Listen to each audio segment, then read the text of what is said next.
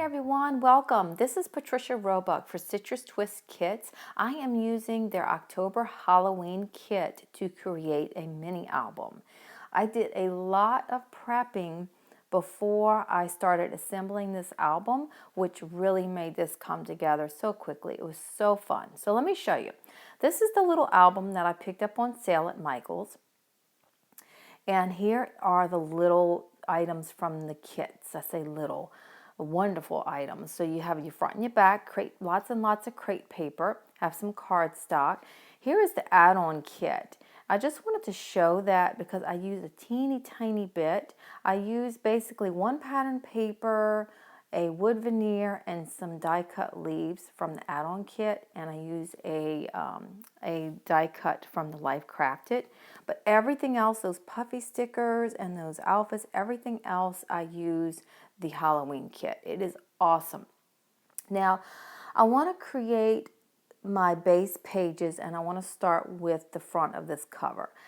I am inspired by the colors of the crate paper line in this kit, so I pull out some paint that complements that.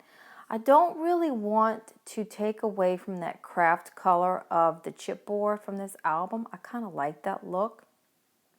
So I'm just going to brush along the edge here with the dry brush. It has no paint, it has no water, it's just a dry brush. And run that along the edges of that and let that dry.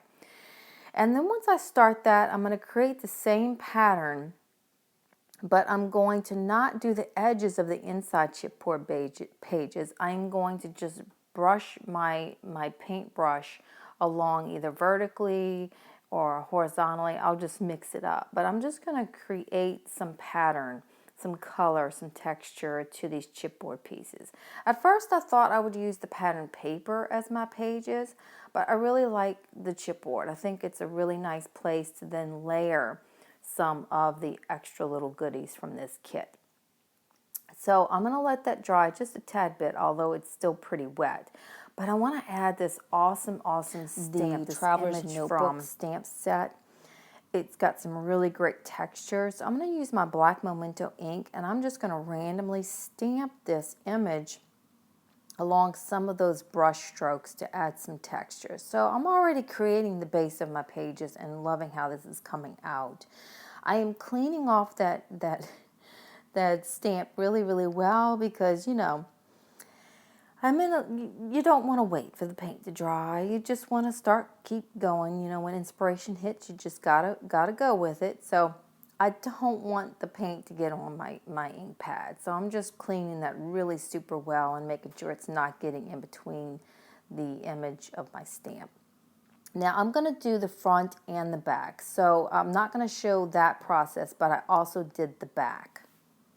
Now, for the cover, I wasn't able to video this, but I just wanted to show you how it came out. Basically, I took the sequins from the Halloween kit and sequins from the add-on kit, and I stitched them together with some of the die cuts from the Halloween kit. And then I adhered some extra sequins to the cover, and then I used the alpha set and the puffy stickers from the Halloween kit to do the year. I planned all of the cut files that are available this month for October, and I went ahead and used pattern paper to back those. I actually cut those cut files twice so that I could have them show on both sides. And then as you can see, like the candy corn and the pumpkins, I went ahead and did all that prep work of putting either cardstock or pattern paper to show through. And then I printed all of my photos. I know where everything is going to go. I have all of those die cuts at the top there are from the Halloween kit. I just clustered a bunch of them together, stitched them, added some sequins, just so fun. And then here's some more of the cut files that are available. I did a combination of the Halloween and the October. Now I'm going to start taking this apart, and I'm going to work on each page. And like I said, I have so much of my prep work done already. This is going to make it so easy. Now for that front cover, for the back, I just used a little piece of cardstock to cover that up. And that's all I did to make that craft cover to stand out more.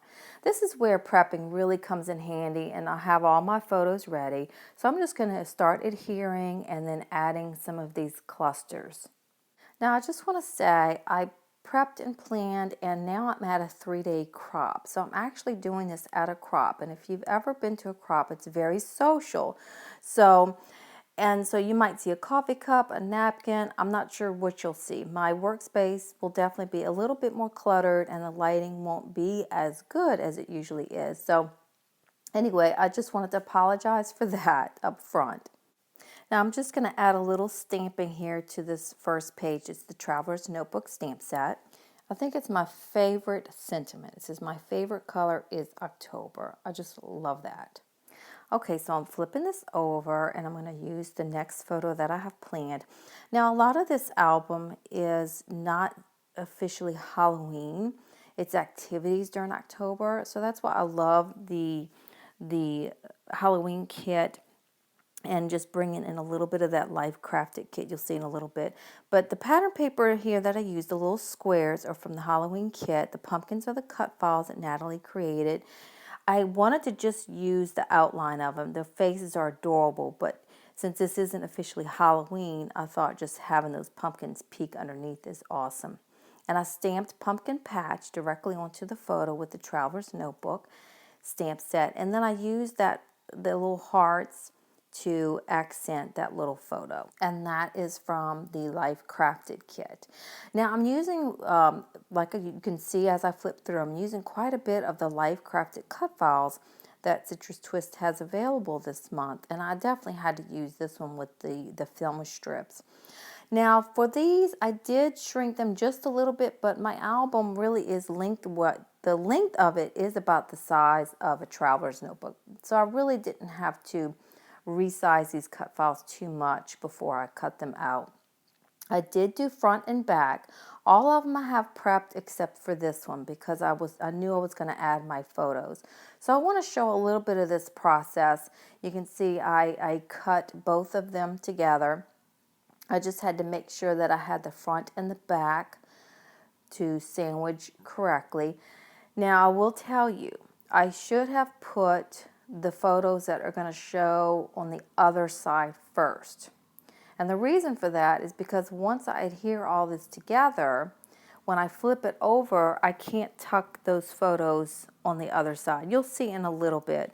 But this was a little bit of a tedious process to do, but it was so well worth it.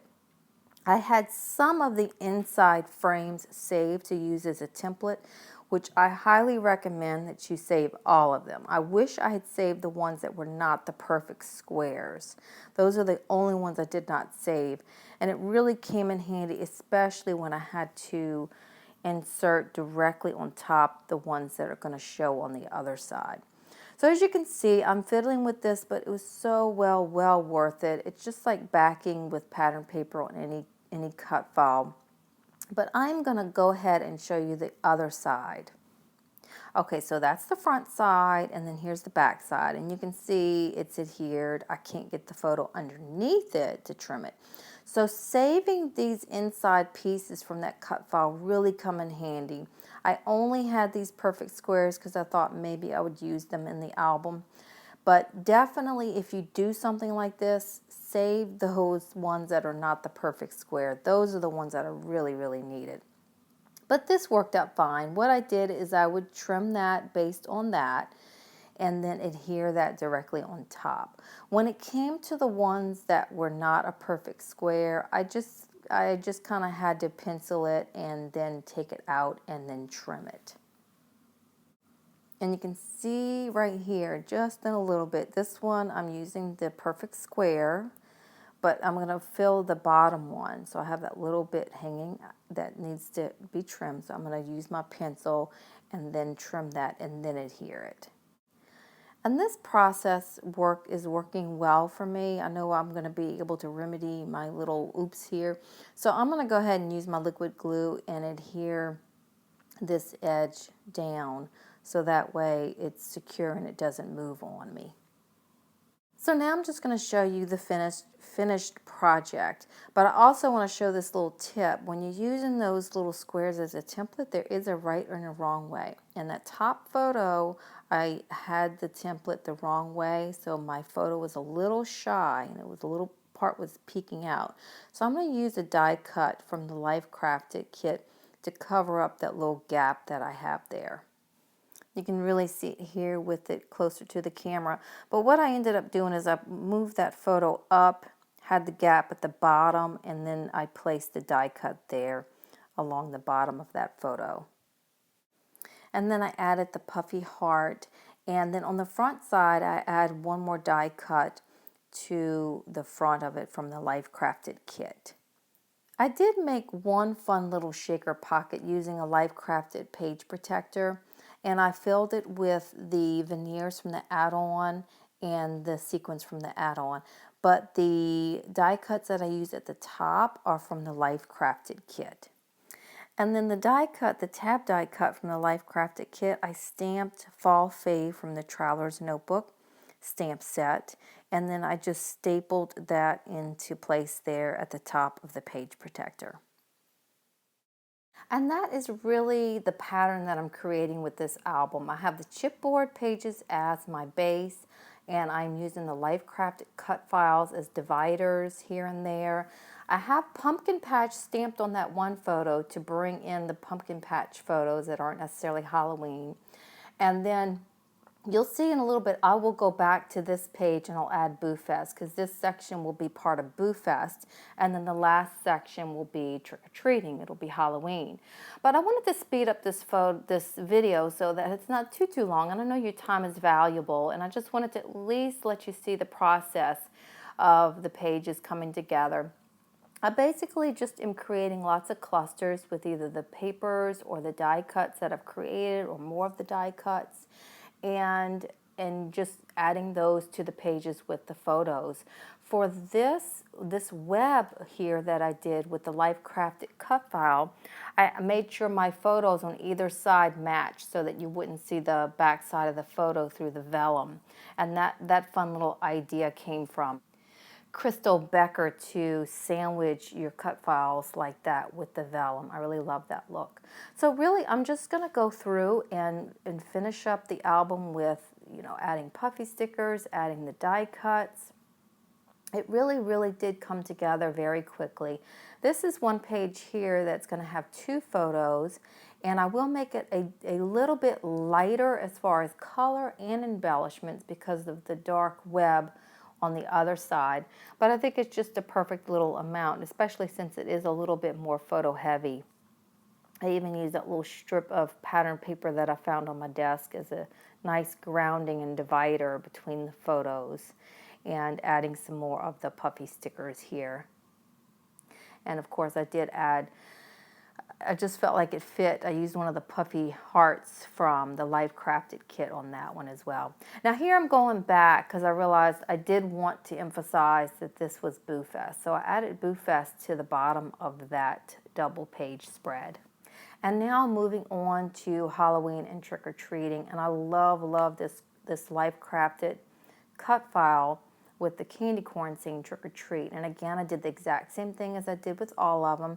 I cut it to where they would sandwich together, and I did take the time to add all that cardstock in between, but it was so well worth it, especially to have it ready to go. As I'm laying this, I'm making sure that I can see her face through the cut file, and then I'm just going to use some of the die cuts, and then the pattern papers are awesome. This one has 2x2 cards on the back, another one has tags and 3x4 cards. So I'm just going to use that, and it's the same neutral black and white color as that tag. I don't want to add too much more color since that candy corn divider is pretty bright. And I'm going to add a cluster of those die cuts, and then this bat was perfect here for the top of that photo right there. So I'm going to get that in place, and then I'm just going to keep on moving. I'm so glad that I had everything ready. It was very fun to put this together. Now, this cut file is awesome that Natalie created for us at Citrus Twist, but of course it's too big for my album, but it's just right for masking. So I'm going to mask with some black ink here to add to my already decorated with the paint and stamping chipboard page, and I'm going to do the same thing on the other side. And then I'm going to use the bats that I cut out. I'm going to use this page as a stencil to stencil on those bat images. I'm going to just put my photo in place to see how it lines up. And then I will start adding my photos. I do have a good bit of photos that take up a good bit of space here. So I'm really kind of excited though that this little cluster of die cuts that I created fits over this photo. It says Halloween at the bottom. So what I'm going to do is I'm going to take, there's a banner cut or die cut in the Halloween kit that says Happy Halloween. I'm going to trim it to just have happy off to the left at the top there, so it'll say Happy Halloween. And then I'm going to layer a tag and some pattern paper under those photos on the left that coordinates with the banner die cut with the jack-o'-lantern there. So it really complements and balances that page. Adding some of those puffy stickers. Now I did not keep all the video in here of me going back. I will go back through this album and add a few little things that I think are needed, like some more chipboard or puffy stickers or something like that. But really not too much. I just like to go back through and see if there's anything else that I would need to add. And I will do that. You can see that in the photos versus the video of some things that I've added. Even stamping. Sometimes I'll add a little bit more stamping. And you can see when I do this next page, this last photo, I love this little cluster of die cuts that I created from the kit. It's perfect to adhere to the bottom of this photo with that cut file. But on the back side of the inside cover of that back cover, I just added a little simple stamping and one of the hearts from the Life Crafted kit to finish this. Last little tidbit is I brought my star punch to add some stars to the vellum, which I thought was a nice little effect. And that really finishes this up. Thank you guys so much for watching. I hope you have fun with your Halloween kit. I'll put all of the photos of the album on my blog so that way you can see all of the pages. Thank you guys so much. Enjoy.